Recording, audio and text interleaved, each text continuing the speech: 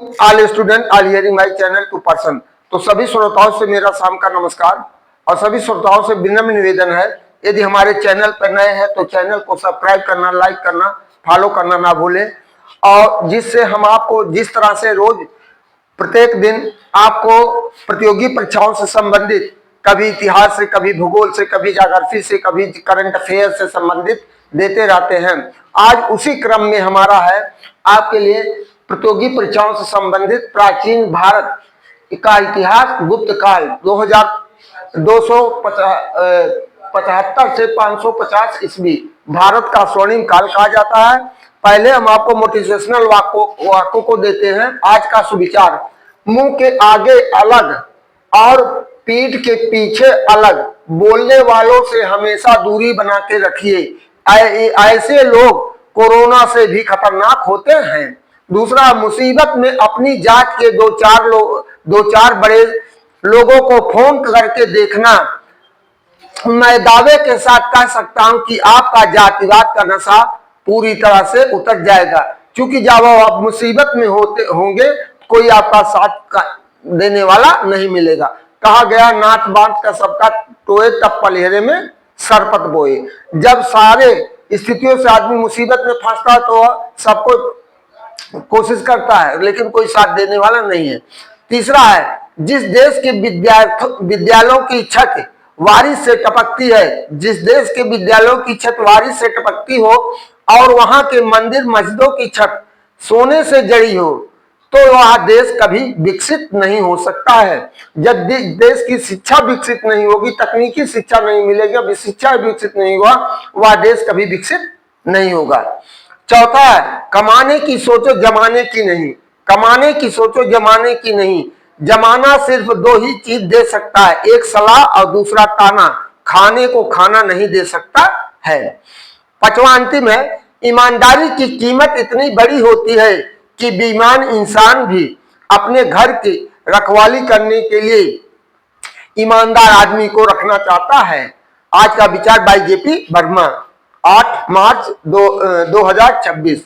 तो प्रतियोगी परीक्षाओं से संबंधित प्राचीन इतिहास, गुप्त काल 275 से 550 ईस्वी भारत का स्वर्णकाल। स्वर्णकाल, स्वर्णकाल का शाब्दिक अर्थ होता है चतुर्दिक विकास का काल। अधिकांश इतिहासकारों ने यह संज्ञा गुप्त काल को दी। किसको दी है? गुप्त काल को दी। गुप्त वंश का संस्थापक श्री गुप्त थे, का उदय राजनैतिक एवं सांस्कृतिक एकीकरण की दृष्टि से महत्वपूर्ण माना गया है। किसके कारण माना गया है? राजनैतिक एवं सांस्कृतिक एकीकरण के कारण। लंबे समय बाद छोटे छोटे राज्यों का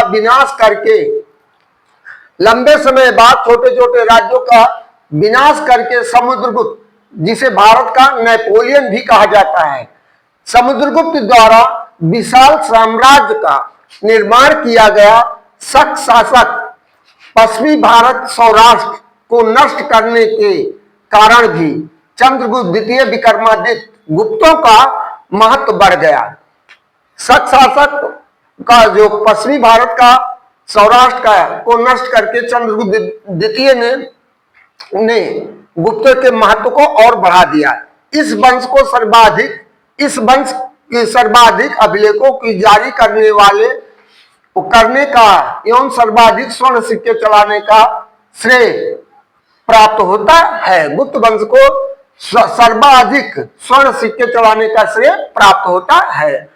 गुप्तों के नेतृत्व में सांस्कृतिक एवं आर्थिक विकास ने इसे स्वर्ण युग की संज्ञा दिलाई। किंतु इतिहासकारों ने यह भी दिखाया है कि दास प्रथा 15 प्रकार के थे। दास प्रथा 15 प्रकार की थी। जाति अस्पृश्यता में यानी जात भेदभाव, छुआछूत में वृद्धि, सामंती ढांचे का विकास हुआ।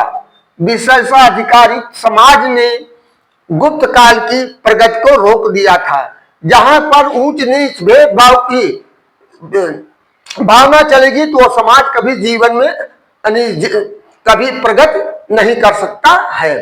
रोचक तथ्य यह है कि गुप्त नरेशों की सहिष्णुता एवं उदारता से बहुपक्षीय जीवन का विकास हुआ। परीक्षा उपयोगी विशेष संक्षिप्त सार 275 से 550 ईस्वी तक गुप्तों का शासन काल रहा और इसके संस्थापक श्री गुप्त थे और महानतम शासक चंद्रगुप्त द्वितीय विक्रमादित्य जिसे कहा जाता है। और इसका राजकीय धर्म क्या था? वैष्णव था।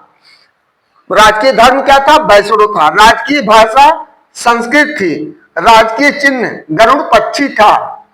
मंदिरों के निर्माण का काल कानपुर में भीतर गांव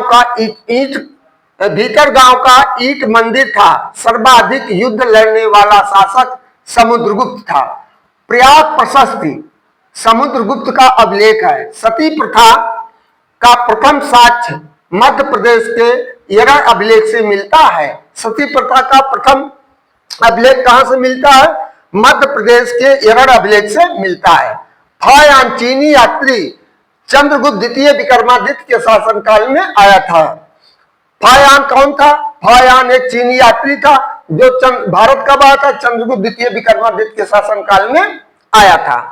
नालंदा विश्वविद्यालय, अब यहां नालंदा विश्वविद्यालय किसने बनवाया था? नालंदा विश्वविद्यालय कुमारगुप्त द्वारा स्थापित किया गया था। किसके द्वारा? कुमारगुप्त के द्वारा नालंदा विश्वविद्यालय स्थापित किया गया था। मृक्ष कटिकम शूद्रक रावण वध वत्स भट्टी अभिज्ञान शकुंतलम कालिदास ने लिखा है। आर्यभट्ट ने नीति सार कामंडक मुख्य रचनाएं हैं। मेहरौली का लौह स्तंभ लेख चंद्रगुप्त द्वितीय को माना जाता है। मेहरौली का लौह स्तंभ लेख किसे माना जाता है? चंद्रगुप्त द्वितीय को माना जाता है। हूण आक्रमण जो प्राचीन भारत का अंतिम विदेशी हमला कर था, स्कंदगुप्त के काल में हुआ था। किसके? स्कंदगुप्त के काल में हुआ था। गुप्त काल के शासक दैवी उपाधियां धारण करते थे। गुप्त काल के शासक कौन सी उपाधि धारण करते? दैवी उपाधियां धारण करते थे। गुप्त शासकों द्वारा सर्वाधिक अभिलेख जारी किए गए जिनकी भाषा संस्कृत थी। गुप्त काल में एक बार पुनः विशेषाधिकार आधारित समाज का गठन हुआ था।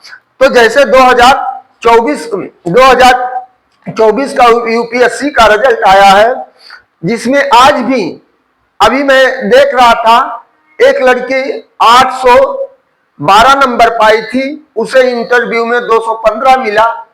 और एक लड़की जो अनुसूचित जाति थी वो 859 नंबर पाई, उसे 159 नंबर मिला। 159 इंटरव्यू में, कहा 215 कहा 159। तो वो तो आ गई रैंक में, उसका 43वां रैंक आया, इसका 53वां रैंक आया। और 810 और 859, 215 उधर जोड़ दीजिए और 159 इधर जोड़ दीजिए, देख कौन आगे बढ़ जाएगा। तो इस तरह आज भी इनका जो अंगूठा काटने के लिए लोग आज भी बैठे, आरक्षण से आप निपट नहीं पाएंगे वहां इंटरव्यू में। तो आज बड़ी खुशी की बात है, अम्बेडकर नगर के 4 विद्यार्थी आए हैं। एक तो अब्दुल्ला के मूल निवासी विपिन यादव जी का सिलेक्शन हुआ है। और इस तरह कुल मिलाकर के यानी 36 कुर्मी, 81 ब्राह्मण और 67 राजपूत, 28 यादव, इस तरह और सिलेक्शन हुआ है। तो जो शुरू से स्ट्रगल करेगा वो निश्चित है अपनी सफलता का अपने लक्ष्य को प्राप्त करेगा। मेरा आप लोगों से यही है कि आप शुरू से बेसिक चीजें कक्षा 10 से लेकर के और इंटर तक इतना मजबूत हो जाइए, इंटर तक, उसके बाद आपको डिग्री लेने के बाद तुरंत आप इसमें अपीयर हो सकते हैं और जिससे आप अपने लक्ष्य को प्राप्त करेंगे, अपना फ्यूचर भी बनाएंगे और साथ साथ गांव घर एरिया माता पिता का नाम तो रोशन करेंगे ही। इन्हीं शब्दों के साथ आप सभी श्रोताओं को उज्जवल भविष्य की कामना करते हुए अपनी वाणी को विराम देते हैं।